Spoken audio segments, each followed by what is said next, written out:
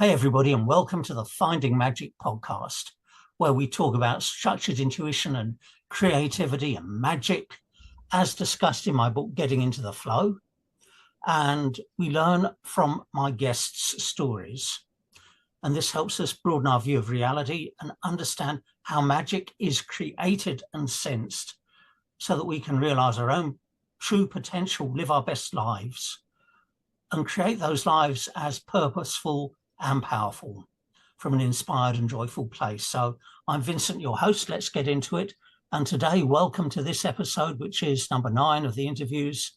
And I'll be talking with Dr. Devin DeGreif and inviting her to share a story of magic showing up in her life. Now, Devin is a physical therapist, an intuitive coach, and a healer who's taken the journey from deep places of grief to resounding joy. She specializes in pelvic health, trauma rehabilitation, intuitive living, and healing. And her passion is to awaken the light and stoke the fire within each person to realize their own power, their ability to heal, and to live a delight-filled life truly embodied in their being. Through her own trauma experience and chronic pain recovery, Dr. Devin uses her expertise to guide others to harness their natural abilities and invoke their power to truly live. So today, Devin is going to tell us about a time when she connected with the illustrator for her book, how that unfolded, and how everything else unfolded beyond that. So, Devin, tell me about your story and starting with the background to it. Yeah, totally. Would love to. Thanks for the opportunity to share it because it's a pretty epic story about magic, Vincent. And I just love this notion of magic supporting our lives and our true core purpose. Because for me, my book had been in me for years. I'm talking 15 years. And I really took it in the last year and a half, 2 years of like real rubber meets the road. We're going to create this thing. And as I was writing the book, when the illustrations came in, I had no clue how I was going to convey the illustrations because I'm a stick figure kind of girl, like just like simple illustrations to where I can see things, but for me to bring it into a visual of what I see has always been a challenge for me. But I knew when writing it that it would come to me one day, not knowing who, when, where, how, right? And so it first started with me just leaving it out to the unknown, not knowing, right, like where the illustrations were coming from, but knowing the essence of them. And I think it might have been like 3 or 4 weeks later from the time frame that the illustrations had come in through my writing session, was that there's a community, another group of creators that I was in, and there's a woman in that community that when she does notes, when she takes a course, she just naturally starts drawing things, and that's how she assimilates information. And then she'll just share the notes on the feed. And every time I've seen her notes, I just love her drawings, and I find them so poignant and so like simplifying a concept, like in such a visual. You know how visuals can really do that, of just making it like so clear. And I got the hit to ask her about potential of illustrating for my book. And so I just messaged her on Facebook Messenger, having never talked to her before. We had been in this community with each other for, I don't know, a year or two, but never actually having any direct engagement. And so I just messaged her on Facebook Messenger. And she is a magician and creator as well. And she tuned in and got a yes for us to at least connecting. And so then we get on a Zoom call, and within seconds we hadn't even talked yet. There was just this energy between us that felt like home, felt like a remembering. And yeah, her and I connected and tuned in and just got a full resounding yes, that we're like, this is a great relationship for us to work together, not knowing how to navigate it with the money and with like all the pieces of like how it would come together, but just knowing that it was a yes and that we would follow the steps taken. And she happens to live in Germany. I live in Eugene, Oregon, over in the US on the West Coast, right? So it's just like, what are the chances of people coming together, and the beauty of the internet and how these things happen? Well, the story gets even more juicier because lo and behold, I think maybe a month, maybe 2 months later, I was invited to go be a speaker at a women's festival in Croatia. And while I was in Croatia, I was like, I'm way too close to Germany to not go see her, right? To not go meet her in person. If this woman's going to illustrate my book and we're going to work together so much, I'd love to meet her. And I just happened to be over in Europe, which is hilarious. Over there, they're like, they saw it as such a big deal that I would fly from Croatia to Germany, and I was like, that's like nothing to me if I'm over on this side of the world. I'm like, that's like another state in the US, just popping over. So yeah, so I ended up literally coming over to her place for a weekend, and it just so happened, right, that her mom was out of town that weekend and needed her house to be sat out in the countryside of Germany. And so she literally picked me up at the airport, never having met me in person, just a couple Zoom meetings, and we hugged, and it was like we had known each other for so long. And then we go off into the country in Germany, and we ended up spending this entire weekend with each other of tuning into the book and downloading what the visuals would be, what the vibe would be, how we were going to work together, the monetary pieces, all of it just like literally clicked into place. And we spent this whole weekend together, getting some structures in place of how the whole creation would manifest. And then even in that time frame, we also had downloaded and got that we would start a podcast with each other later on. And we were just like, okay, whoa, this is just turning in, this is expanding really quite quickly. And we didn't jump on anything at that point. It was more of like, okay, if it's true, cool, it'll be true. But there was just so much energy in our connection, and it's like we had known each other for years. And so we spent like 2.5 days with each other over that weekend, and got really clear on the image of it. And so fast forward to now, we're in January of 2025, and my book is 90% done. I'm on my second edit, have all the illustrations done. And the big surprise in the whole creative process that between her and I was that it wasn't only the original illustrations that I had gotten for my book. We ended up actually creating the cover. This was nuts, Vincent, and it was nuts because I hired a I did a self-publishing thing, but they can do design covers, and you can outsource certain sections of your book. And I thought I would need a professional publisher to create the cover.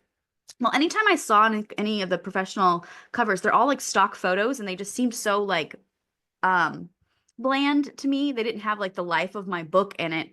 And so before I was submitting the cover design request to the design team for my publisher, Chris, my illustrator, and I, we went into circles together and was like, what is the image of this book? What does this book want it to be? And the crystal clear image of what the cover of the book was. Well, we thought it was going to be like the inspiration for the cover. Like we would just send it to the designer and they'd like take that and run with it. Like 3 weeks later, we get it back that the designer's like, we loved the cover, we changed nothing. And we were like, what? Like, and so Chris, my designer, the illustrator, she was just so flabbergasted, never thinking that her illustrations could ever be on the front cover. She was already in shock that I wanted her to illustrate my book.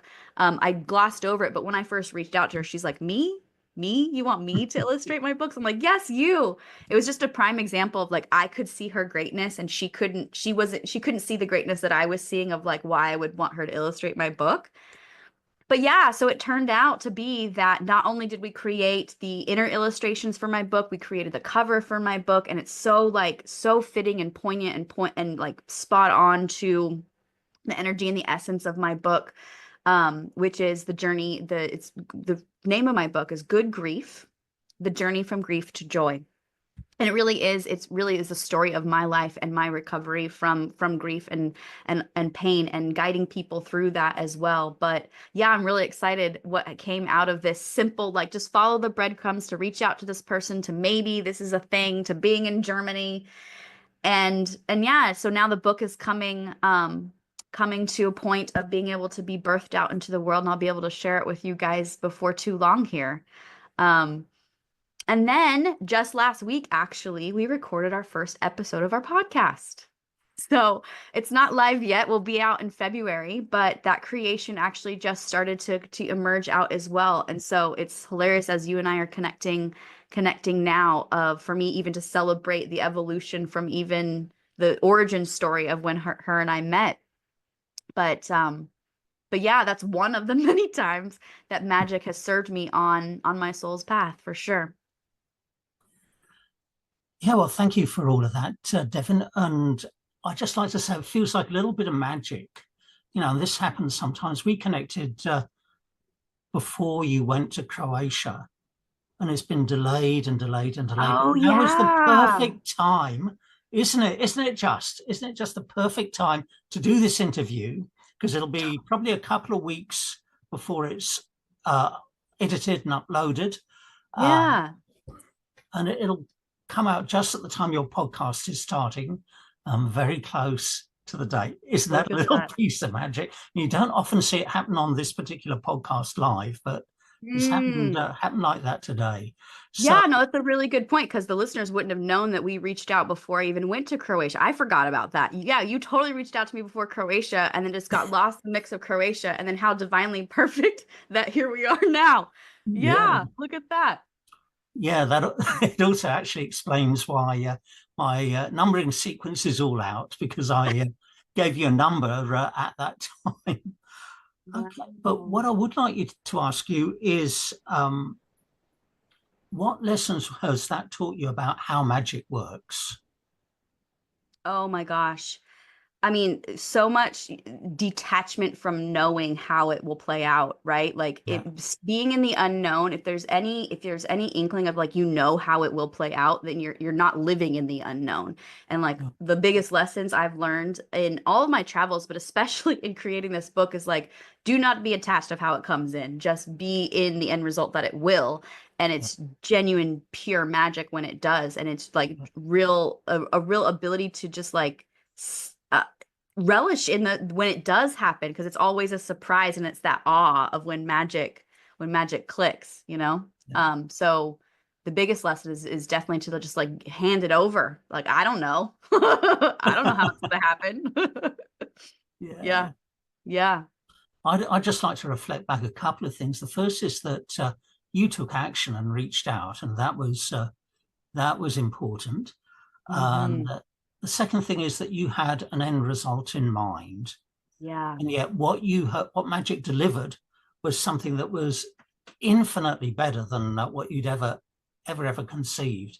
And that's isn't that part of the way magic works? Oh, totally, right? Like it's part of that when you take the action, not knowing what will come from it, and then what one little action, what domino effect that has into opening up a whole world of things. Like I had no clue.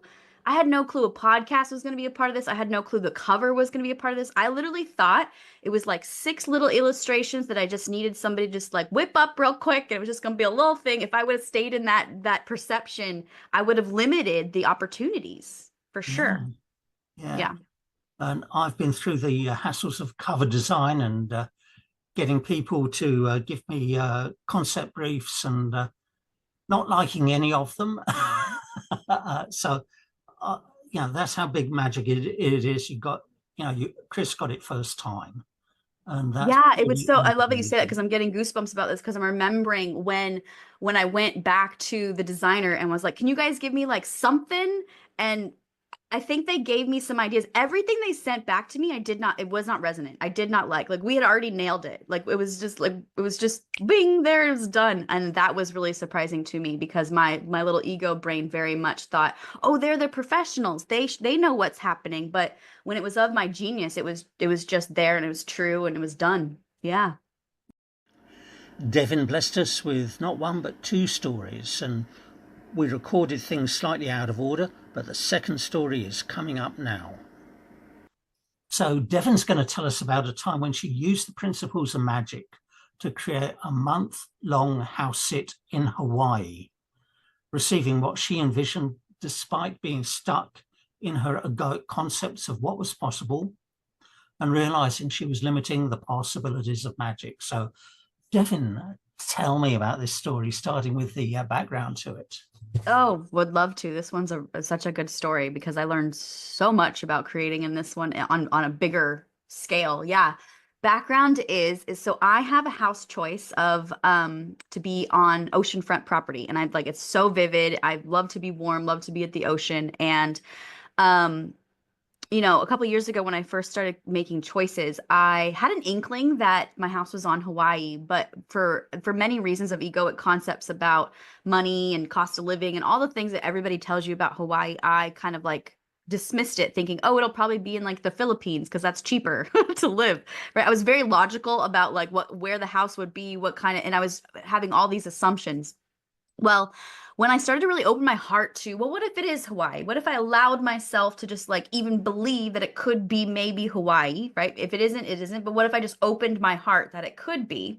What became obvious was, well, why don't you go do a house sit out there so that you can get a feel for it and so you can get a sense of the islands? Because I've only been to one of the islands out of all of them, and I adopted my dog daughter there, and so I love Kauai, but I hadn't been to the Big Island or Maui or any other islands. And so it was obvious to go do a house sit. And I'd heard about these house sitting websites to where you sign up and you just trade with people who need house sitting. And so actually, when I was over in Europe, in Greece, I got the hit to sign up for this house sit and this house sitting website. And I just like filled in the application and just got my profile up and ended up doing a local sit here. I'm in Eugene, Oregon, and I ended up house sitting not even like 15 minutes away from my house, thinking that I still had this concept at the time was like, I need references on the website to be able to get a house sit in Hawaii because there's a lot of people that go for Hawaii house sits. And so I got this house sit, and as I was looking up Hawaii house sits while in that house sit, I was looking them up for later. Mainly I wanted to get there during the winter, our winter months. I just wanted to be warm, right? I was like, get me out of winter, let me get to the islands, right? And I had applied for a house sit. House sits for Hawaii come up quite a bit, and they also leave quite a bit because everybody's applying for them. And I had applied to one or two, and nothing really came of it. And I was getting a little confused as to like, why did I get the guidance on applying for this if it's not really working out? And I just kept hearing this concept inside of myself that I need a bunch of referrals to be able to get like a lot of references to be able to be warranted a house sit in Hawaii. And then one day, while at that house, it just hit me of like, is that a concept that I'm holding that's limiting the potential here? Like, what if that's a concept of that I need these references to be able to like warrant the house sit? And once I just like had the awareness that that might be a concept I was holding, I just kind of like held it and was like, well, what if that concept didn't exist, right? Like, what if I just like let that concept go? And then the very next day, I got the hit. I think it was first thing in the morning. Normally, when I wake up and I'll do my morning practice, I don't go on technology at all. And I think that morning I had gotten the action step, like as I had woken to like go online and check house sits like right now, and I saw a house that applied to it right away. And lo and behold, she messages me back and says, hey, I'd love to talk to you. Can we set up like a WhatsApp or a phone conversation? I said, absolutely. And so we get on this phone call, and it's a WhatsApp video call. And she had said it's her first time ever using the website, and she didn't really know how it worked. But when she was envisioning her house, she was going to be leaving for a month for the first time, coming from the Big Island over to the mainland to Washington to visit her family. And she had envisioned a single woman staying at her place because her place isn't that big. And most people that had applied were couples. So a lot of people on this website apply as couples. And she said I was the only one that was a single female. And as we were talking, there was just this resonance of, it just seemed so simple. And she was like, honestly, Devin, about, I don't know, maybe halfway through the conversation, she revealed I was actually envisioning, she used the word, I was envisioning a single female staying at my house because I have a tiny little townhouse. And it would just be too much for two people. And as we were talking, she said, this sounds all great. And it just worked out. And then by the end of that day, I had that house is confirmed. So literally within no, not even, I bet it wasn't even 24 hours when I realized I had a concept about what would allow me to get a house sit. When I let that go and was like, okay, what if I didn't have that concept, was when it opened up. And then I had a house sit for a whole month on Hawaii, which, as many of you know, if you go try to stay in Hawaii for a whole month, that's going to be pricey. And so it was this way, it's so many different ways of creating abundance and this abundant lifestyle that I love to live and travel and to go to these places. So yeah, so I just got back not even 2 weeks ago from a month over on Hawaii. I ended up doing actually a second house sit after. I did a whole month at her place and then got another one for 3 days into where the volcano was. But no, it was epic, and it was really, really big to be able to see the concept I had at play and how once I like separated from that and wasn't identified with that concept of what opportunity arose. That's great. So that is amazing. And you and I both want somewhere, I want somewhere near the ocean. Doesn't have to be warm just because my family lives in a cold climate. It's not too Mm, cold here by English standards. But yeah, I love the idea of letting go of that concept. So that is the lesson. And when you say you realize what the concept was that was holding you back and you let go of it, yeah. was there a particular, do you do anything like a ritual or just anything to let go of it or just declare it's let go or I mean, anything the that way made that I you, approach it could be different than the way I might coach or guide someone. What comes to me yeah, right now is like an imagination of like if you were holding on to it, right? So imagining like if a concept was something you're holding on to, and if you just imagine yourself visually of letting it into like sitting it down, right? Like here's my concept, I'm just going to sit it down for a moment, right? So I think I was at, if I'm remembering, I was at the a kitchen counter, like a bar, right where the counter yeah, is. And I was just sitting there, and as I was aware of the concept, I I imagined myself sitting it down and being like, so what if I wasn't holding on to that concept? What opens up for me? And it's yeah, almost like it's a visualization exercise. And so it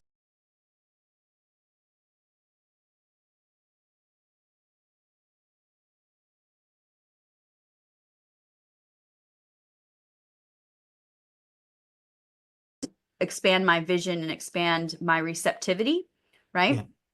So that's how I navigated it in this particular scenario. Yeah.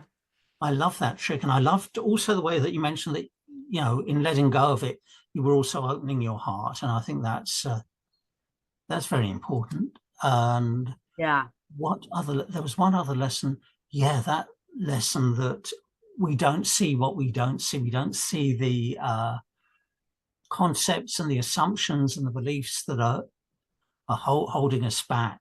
And just remind me again, how did that belief come into your attention again? Well, what's interesting as you say that, because I was just about to say the other lesson is that when you have an end result or a vision and things aren't moving towards it, right? So like I had a couple attempts of trying to get a house sit, but it just like the energy was herky jerky. It wasn't Yeah. really working out. That to me, right, as we talk about in this work, is conflict is a red flag of something that is not, you're not in flow, right? Like a Yes. conflict within yourself or a conflict with your creation, right? So I was in a conflict in myself of like, why isn't this working? And so as I was Yeah. inquiring,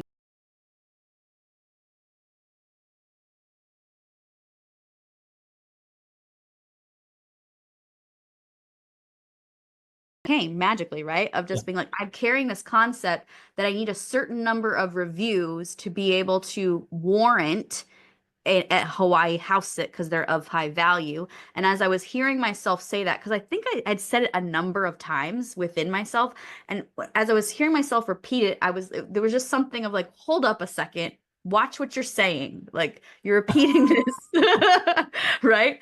And I think it was more of hearing myself say it within myself or carrying that, and then also the energy not flowing. Those are kind of red flags to me Yeah. that you aren't in your stream of consciousness. You're not in that flow state of like really connected and you're holding on to something, right? Yeah. Yeah. Yeah. Yeah. And I love the way that you said that you said it to yourself several times, and then one time you were actually aware of it, and that's when you caught it. Yep. That's really good. That's how it often happens. Exactly. Great. Well, thank you very much for that story. Of course, my pleasure. Perhaps you could tell everybody how they can stay connected with you. Yeah, totally. I mean, I would just like to add that the very lessons that I'm sharing today are as exact, I mean, that can help anyone, regardless of where you are in your creative journey. Stepping out into the unknown is it's like assume that you don't need to know. Assume that like being in the own that it would serve you and have that positive assumption that it will. Because I think that's the biggest piece of when you're leaning into magic is that if you're holding on, magic can't serve you. But if you're letting go, and it's like the intention of let magic serve me, like let magic find me, right? And tying it into even the name of your podcast of finding magic, but like let magic find you, right? Like not only you finding magic, let magic find you, and how really natural that can be. And that naturalness is what I'm all about. And so if you feel called to work with me or reach out or have any questions, there's all sorts of ways to connect with me. So my website is drdevindeGreif.com. And on there, I do coaching, I do healing sessions. I'll have some courses coming out later this year. And then the announcement of my book, Good Grief, will be coming out later in just a few months here too. So that's the most direct path. And then, of course, I'm on Instagram, Facebook, and all the main socials, not all of them. But yeah, I'd love to hear from anyone if you have questions, if you just want to reach out and say hi. But if you feel the call, then that is magic finding you right there. Great, thanks, Devin. So, yeah, if you'd like to learn more about Devin and her work, and you missed the link that she just gave you, or if you'd like to learn more about me and my work and finding magic, because there's only so much we can cover in an episode. If you head over to my website, vincentgmelling.com, you'll see a podcast button at the top, and that'll take you to links to access the full list of podcast episodes. And for Devin's interview, that will include a link to her website that she shared, and a few more resources that I think you've shared by email with me. Yeah. Yeah. Appreciate it, Vincent. Yeah. So the page will have a list of the podcast episodes and the platforms you can get them, and a link for you to join discussions of the episodes. So if you'd like to share your story of magic on this podcast, I'd love to hear. And there's a link for that too. And on the website, there's another button for you to get my book, Getting Into the Flow. And finally, you'll find a button to engage with me through coaching and trainings and the events I offered, and to contact me. So vincentgmelling.com. Thanks to all of you for staying with us. Thanks to the local birds and the golf course and the builders next door for the sound effects. And we'll catch you in the next episode. Thanks, everybody.